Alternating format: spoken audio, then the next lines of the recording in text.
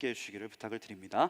네, 오늘 우리에게 주시는 하나님의 말씀은 에베소서 6장 10절에서 18절까지의 말씀입니다. 에베소서 6장 10절에서 18절까지의 말씀을 함께 교독하여 읽도록 하겠습니다. 끝으로 너희가 주 안에서와 그의 힘의 능력으로 강건하여 지고 마귀의 간계를 능히 대적하기 위하여 하나님의 전신 갑주를 입으라. 우리의 씨름은 혈과 육을 상대하는 것이 아니요 통치자들과 권세들과 이 어둠의 세상 주관자들과 하늘에 있는 악의 영들을 상대함이라. 그러므로 하나님의 전신 갑주를 취하라. 이는 악한 날에 너희가 능히 대적하고 모든 일을 행한 후에 서기 위함이라. 그런즉 서서 진리로 너희 허리띠를 띠고 의의 호심경을 붙이고 평안의 복음이 준비한 것으로 신을 신고 모든 것 위에 믿음의 방패를 가지고 이로써 능히 악한 자의 모든 불화살을 소멸하고 구원의 투구와 성령의 검 곧 하나님의 말씀을 가지라. 8절 말씀 함께 읽겠습니다. 모든 기도와 간구를 하되 항상 성령 안에서 기도하고 이를 위하여 깨어 구하기를 항상 힘쓰며 여러 성도를 위하여 구하라. 아멘.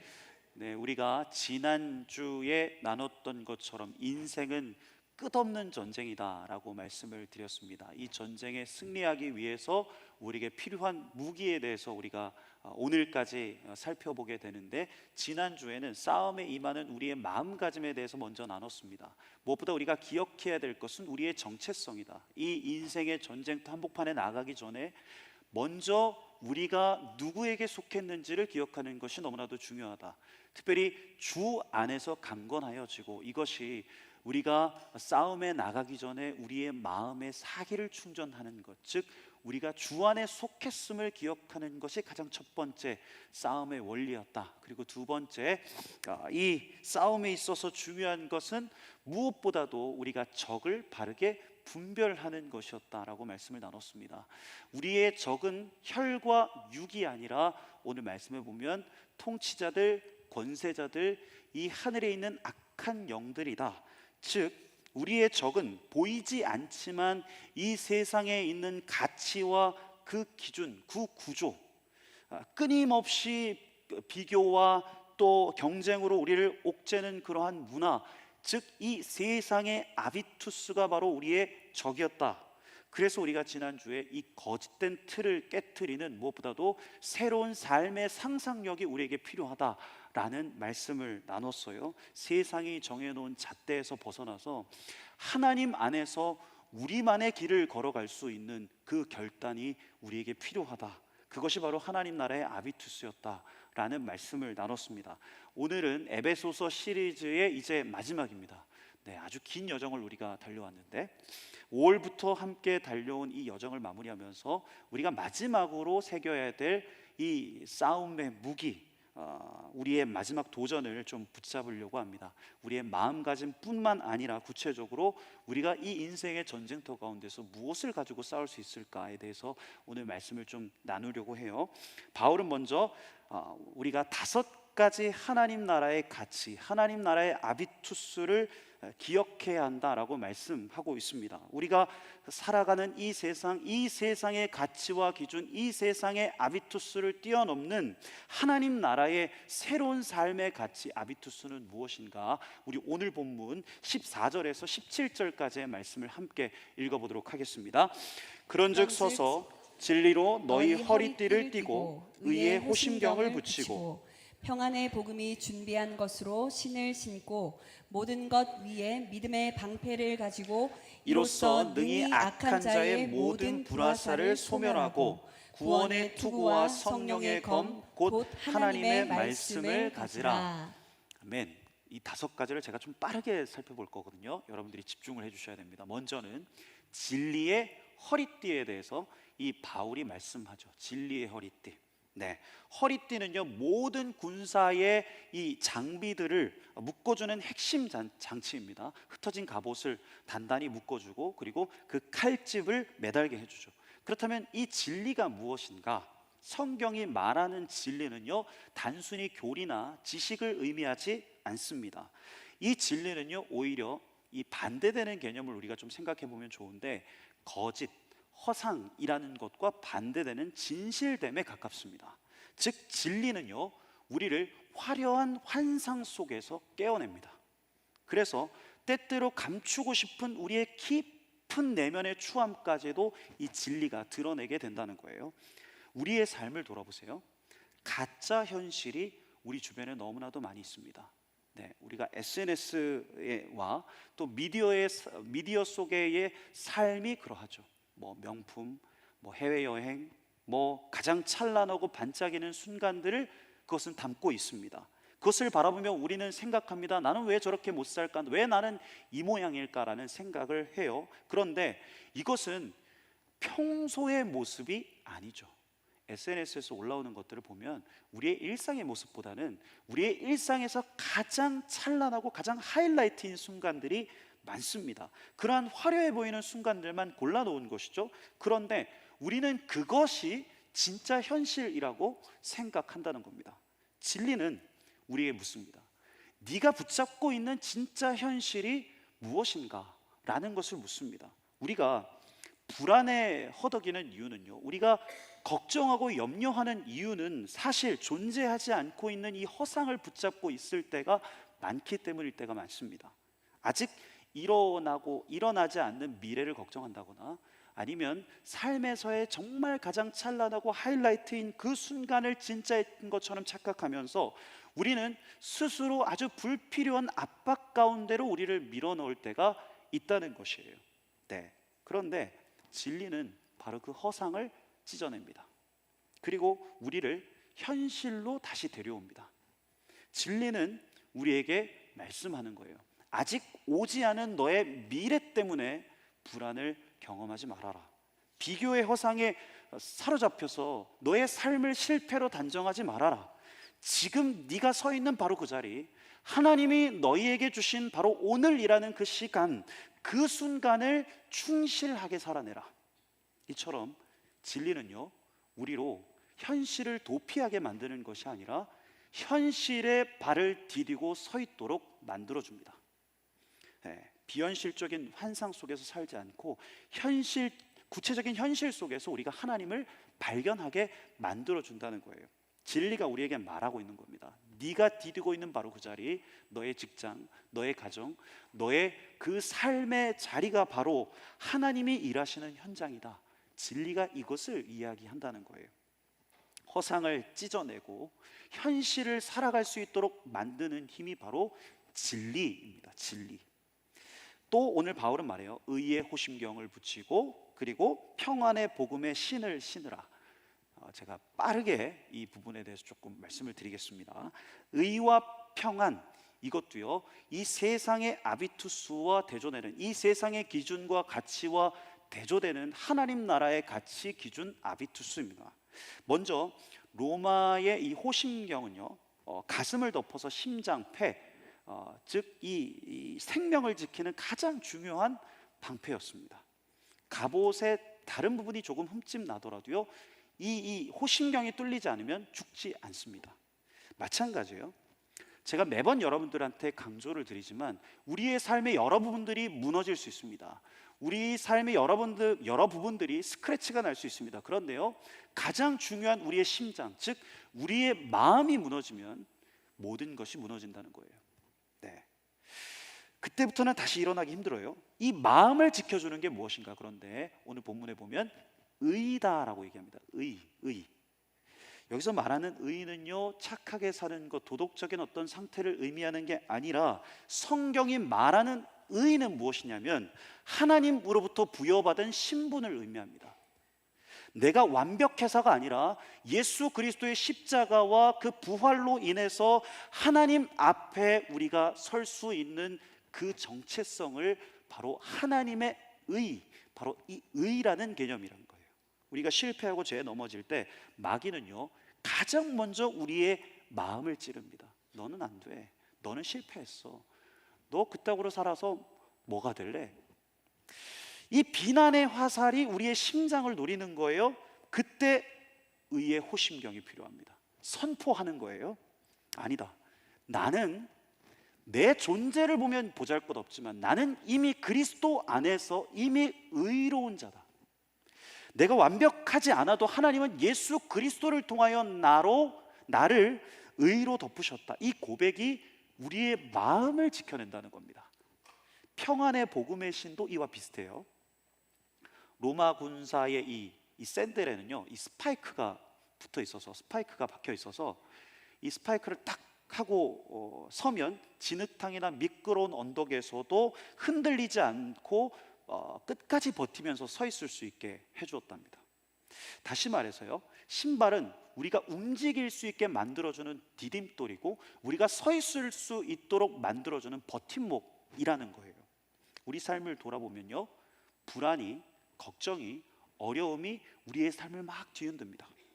수많은 걱정들이 우리의 삶을 미끄러뜨리려고 합니다. 그런데 무엇이 우리를 미끄러지지 않도록 만들어주는가?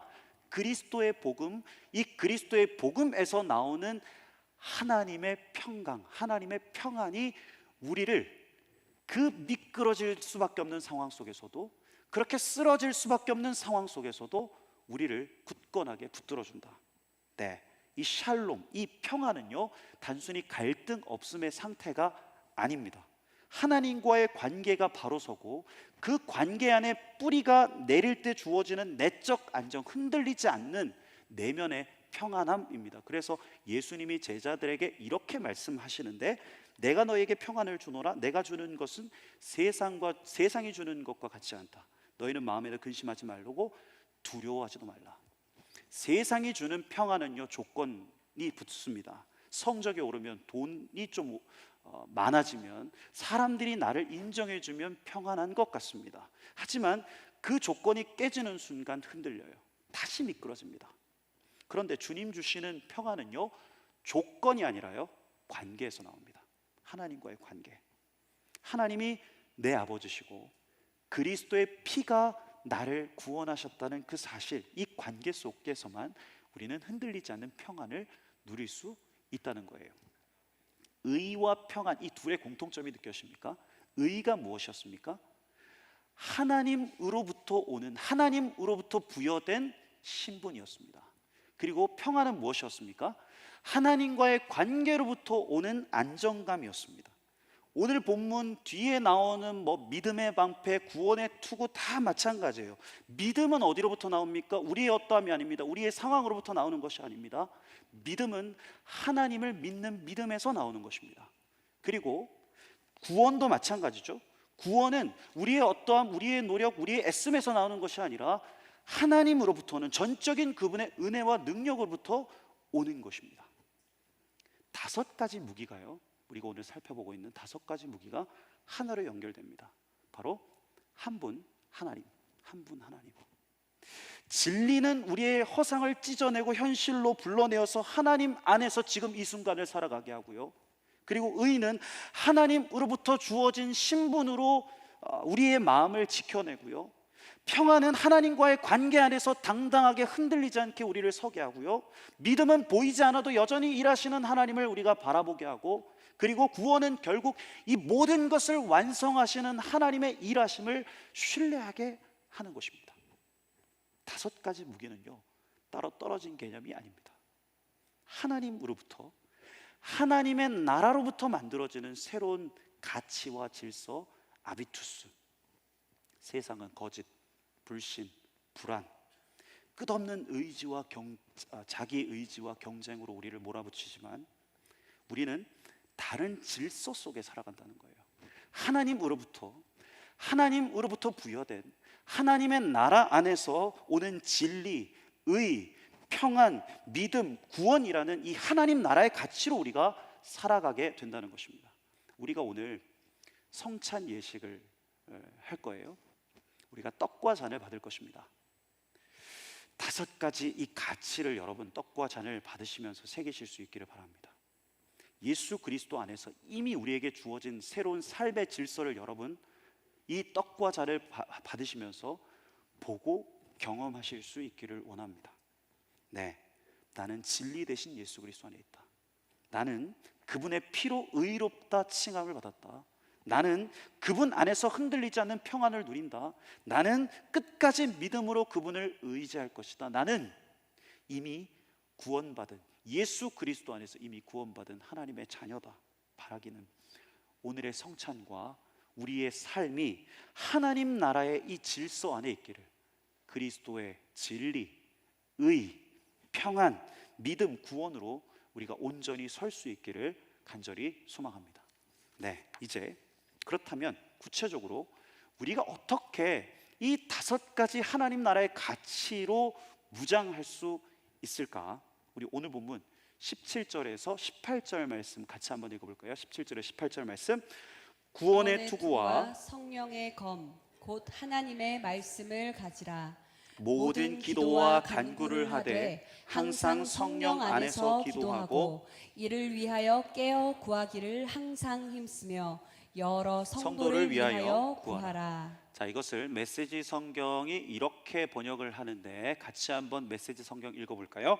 하나님의 말씀이야말로 없어서는 안 될 무기입니다. 마찬가지로 계속되는 이 전쟁에서 기도는 필수입니다. 열심히 오래 기도하십시오. 형제 자매를 위해 기도하십시오. 자, 진리, 의, 평안, 믿음, 구원, 이 하나님 나라의 가치를 우리가 실제 살도록 도와주는 무기가 무엇인가? 바로 오늘 말씀에는 하나님의 말씀과 기도라고 말씀하고 있습니다. 네, 아주 우리가 늘 들었던 말씀과 기도에 대한 내용인데, 이 말씀과 기도를 조금 다른 관점으로 여러분들과 좀 이 말씀을 나누기를 원합니다. 먼저는 우리가 붙들어야 될 것, 그것은 바로 약속의 말씀이다. 약속의 말씀.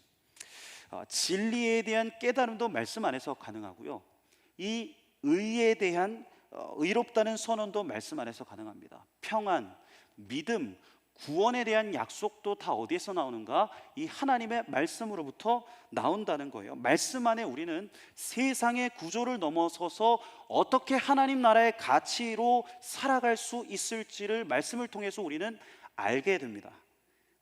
무엇보다 지금 이 순간 우리의 삶을 신실하게 지탱해 줄 이 하나님의 약속을 우리는 말씀 안에서 경험하게 돼요.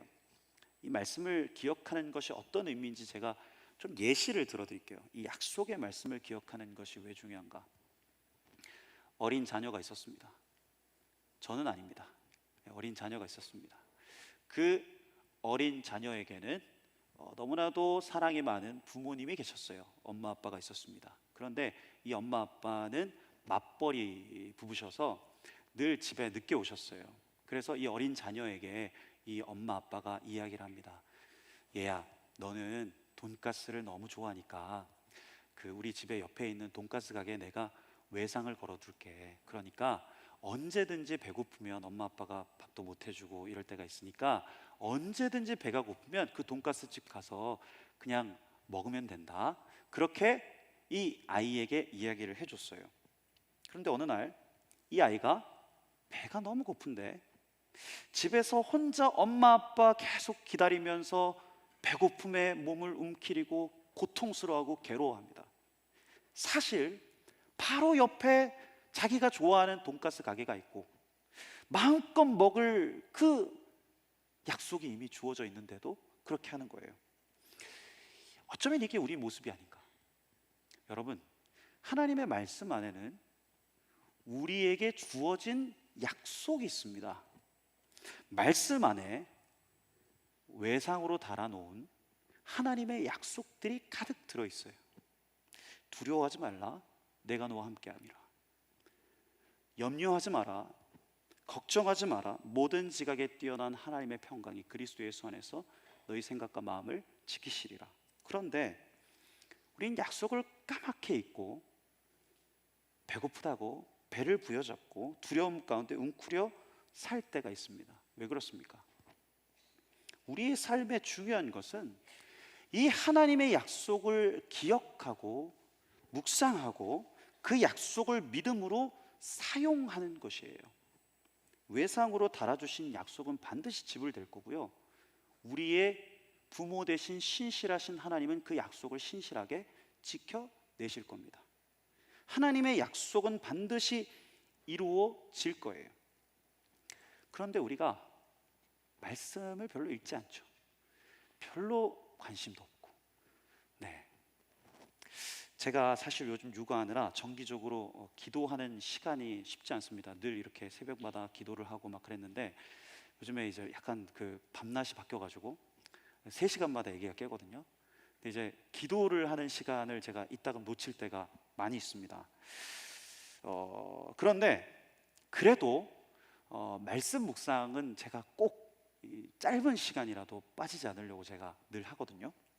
그래서 아침마다 뭐 출근해서라도 잠깐씩이라도 이 성서 일과에 따라서 렉시오 디비나를 가지고 제가 이렇게 말씀 묵상을 합니다. 그런데 그 하루의 말씀이 제게 참 큰 힘이 돼요. 내 존재가 어떠한 존재이고 하나님이 지금 어떻게 일하고 계시는지를 그 말씀을 통해서 제가 깨달을 때가 많습니다. 그 지지난주에 태백산 아우니치 바로 전날이었는데 제가 여러 이제 고민과 압박감들이 있었습니다. 그날 본문이 무엇이었냐면 마가복음 4장 35절에서 41절까지의 말씀이었습니다.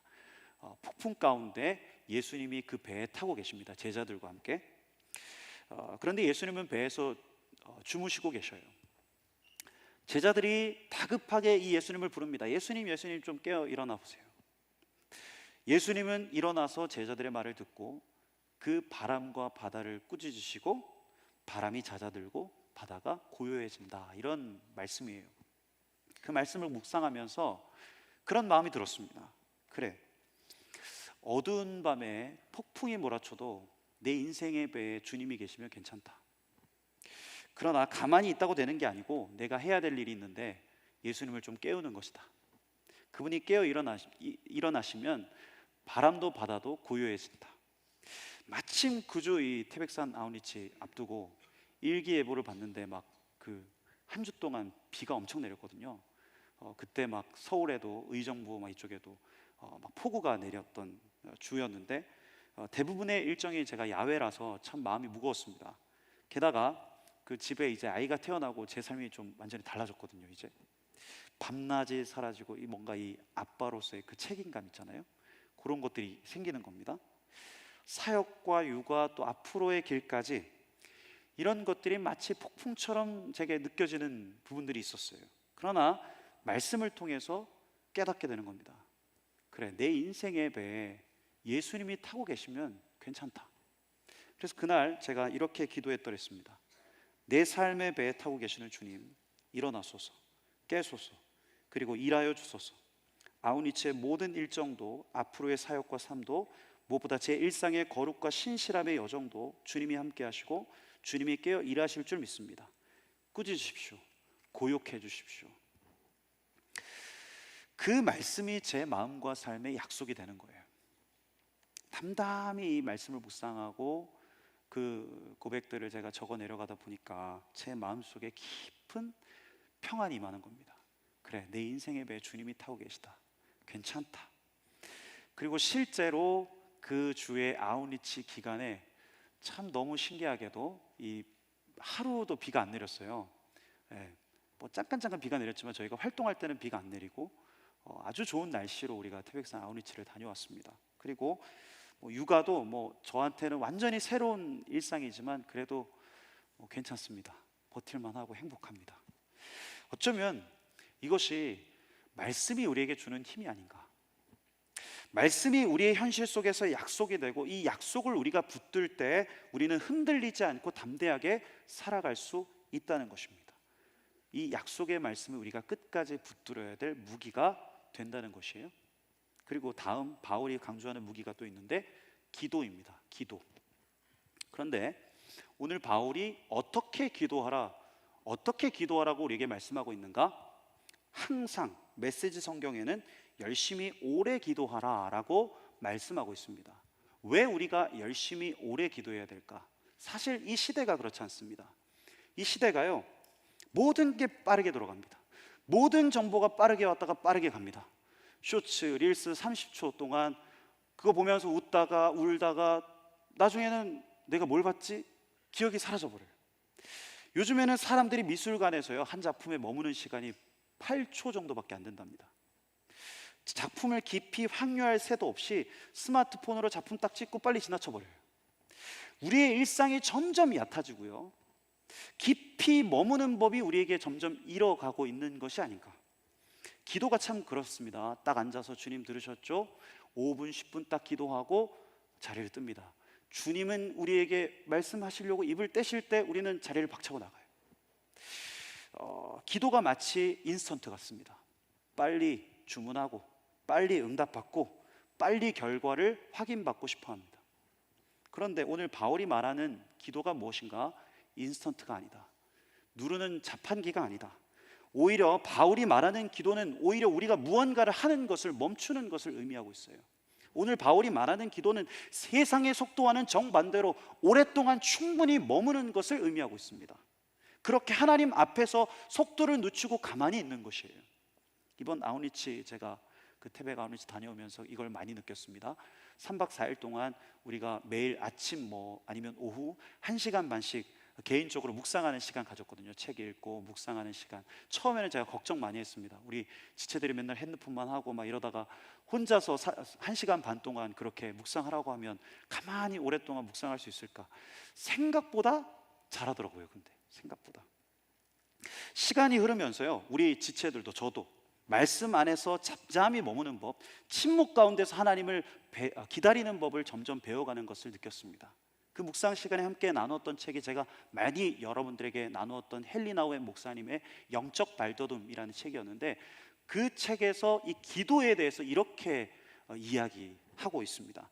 시몬 베이유는 자신의 비망록에서 이렇게 쓰고 있습니다. 기대하는 마음으로 끈기 있게 기다리는 것이 영적 삶의 기초다.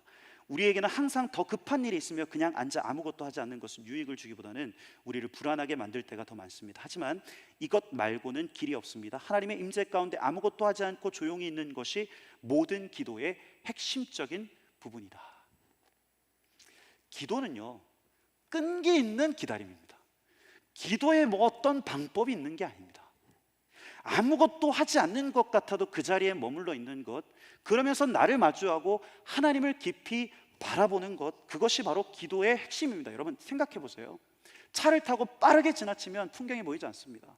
그런데 그 길도, 똑같이 갔던 길도 천천히 걸어가다 보면 풀이 보이고요, 나무가 보이고요, 새가 보이고요, 꽃이 보입니다.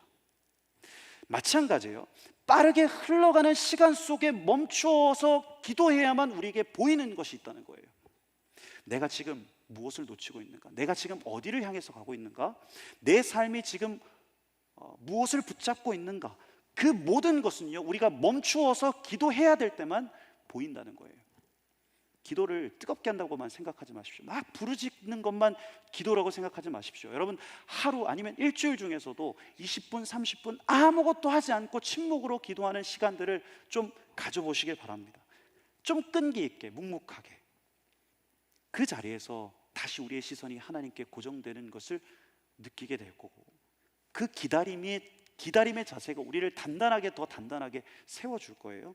기도는 우리의 소원을 말하는 게 아니고요, 하나님의 일하심을 기다리는 훈련이 바로 기도입니다. 끈기 있게 기다릴 때 하나님의 때가 얼마나 완벽한지, 하나님이 지금도 여전히 살아서 역사하신다는 것을 우리가 믿음의 눈으로 보게 될 것이에요.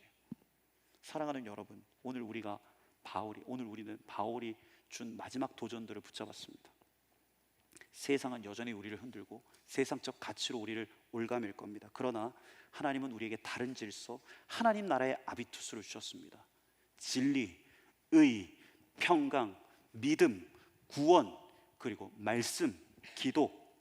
중요한 것은 이 무기를 아는 것으로만 끝나는 게 아닙니다.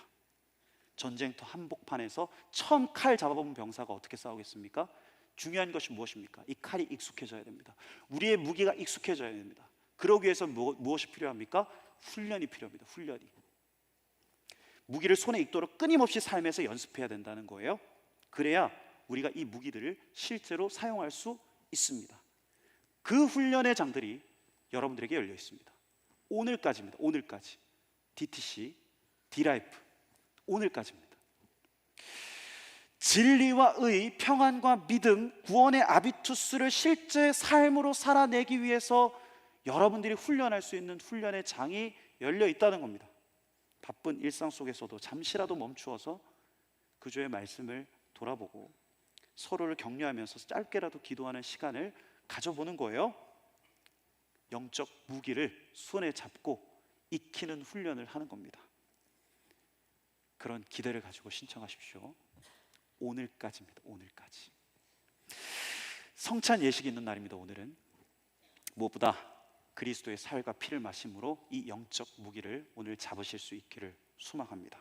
그리스도 안에 이미 우리에게 주어진 믿음, 의, 평안, 구원, 이 약속의 말씀, 기도의 능력을 붙드시기 바랍니다.